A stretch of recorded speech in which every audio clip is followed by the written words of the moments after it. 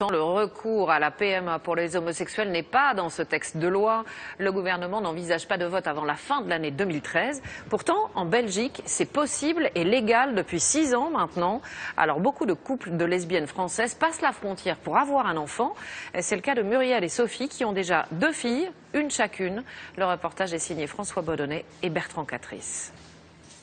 Elles l'ont appelée la boîte de Belgique, car c'est là-bas, loin de la région parisienne où elles habitent, que ces 2 femmes ont conçu leurs 2 enfants. Léa, ma petite. C'est plein de petits clins d'œil sur la Belgique. Comme ça, les filles, quand elles voudront savoir, elles iront dans cette boîte. Des peluches, un t-shirt, un album de Tintin.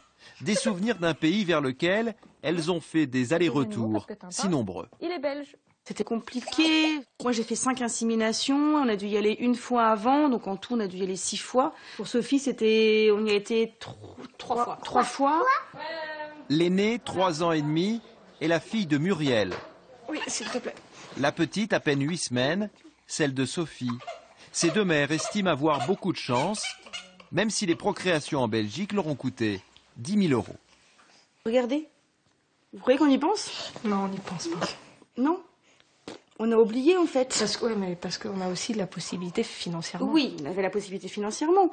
Mais voilà, mais après, on oublie. Alors, bien sûr, Muriel et Sophie auraient pu choisir de rester en France. Oui, mais pour cela, il leur aurait fallu mentir. On est homosexuel, on est comme ça, notre vie elle est comme ça, on n'a pas envie d'être caché. Et si on commence à se cacher, comment on explique à un chat mon cœur, comment on explique à nos enfants qu'on cache notre homosexualité et qu'on n'est pas fiers de ce que l'on est? Donc non.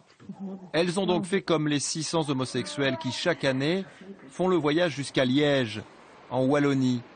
Dans cet hôpital public, 80% des patientes sont françaises et leur nombre ne cesse d'augmenter. Le gros problème que nous rencontrons, nous, c'est pas de les accueillir, c'est de trouver des donneurs en quantité suffisante pour pouvoir répondre à la demande. Du coup, partout dans le royaume, les cliniques de la fertilité cherchent dorénavant à limiter l'afflux de nos compatriotes. Muriel et Sophie, elles, sont reconnaissantes vis-à-vis d'un pays qui leur était étranger, mais qui leur a permis de fonder leur famille.